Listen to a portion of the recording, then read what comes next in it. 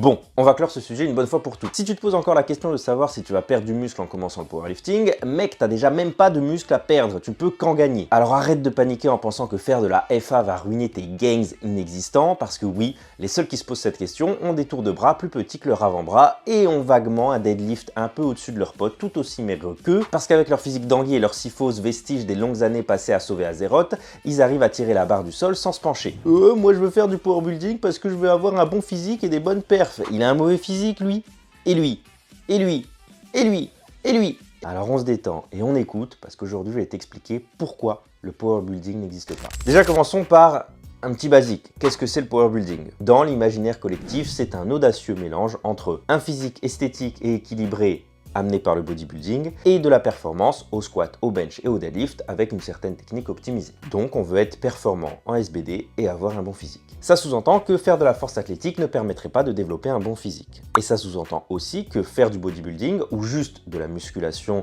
au sens classique où on l'entend, ne permettrait pas de développer de bonnes performances au squat, au bench et au deadlift. On va mettre les choses au clair, c'est absolument faux. Tout est faux. Évidemment, quand tu veux te spécialiser dans une discipline, ça implique de laisser de côté certaines choses. Mais on est quand même sur deux disciplines assez proches.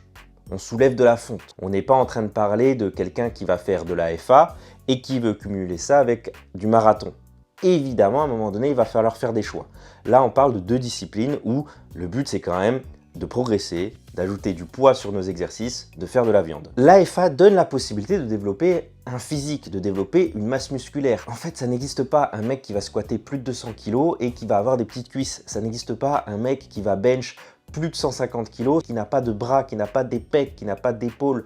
Et ça n'existe pas quelqu'un qui va deadlift 250-260 kg et qui n'a pas de cuisses, qui n'a pas de dos. Faire du squat, du bench et du deadlift régulièrement, chercher à progresser, pousser l'effort dessus, va te faire prendre de la masse musculaire sur tout ton corps. Ce sont des exercices basiques, fondamentaux, qui vont mobiliser énormément de fibres musculaires. Ça, c'est pour le côté masse musculaire. Et pour ce qui est de l'harmonie, oui, le SBD va délaisser certains muscles. Donc tu vas avoir peut-être un peu moins de biceps, un peu moins d'arrière d'épaule, en fonction de tes points forts et points faibles musculaires, peut-être un peu moins de quadriceps, peut-être un petit peu moins de bras. Et ça peut casser un petit peu ton harmonie. Ton SBD va construire une grosse base et l'essentiel de ta base de masse musculaire.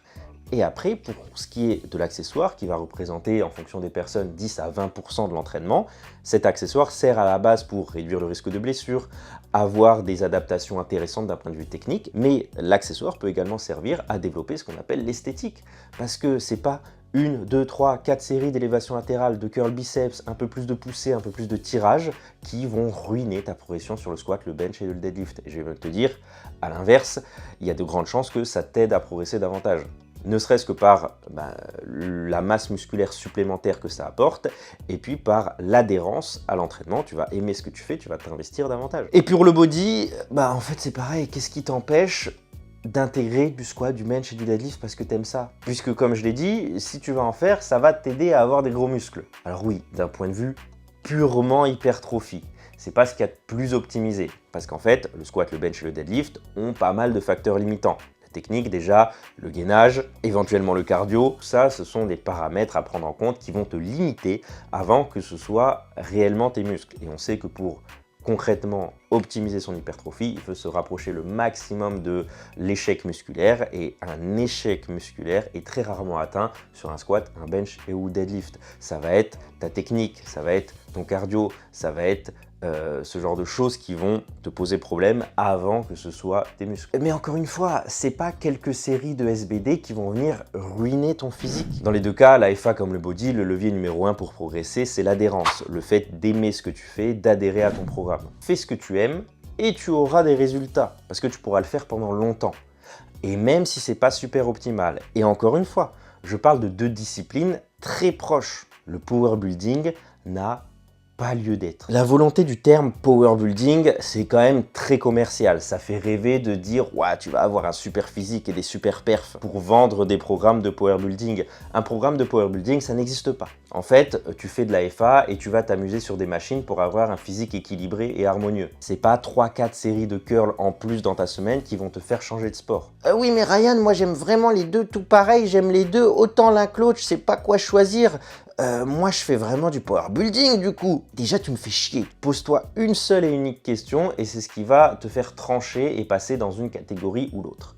Est-ce que tu as envie, à un moment donné, de passer sur un plateau de compétition de force athlétique? Oui, bah en fait tu fais de la FA. Non, bah en fait tu fais du body. Et c'est tout. Et après tu apportes les modifications dont je te parle depuis 5 minutes. Une approche qui se veut hybride entre la FA et le body et qu'on pourrait appeler le power building, ça n'existe pas. Il faut arrêter avec cette fumisterie.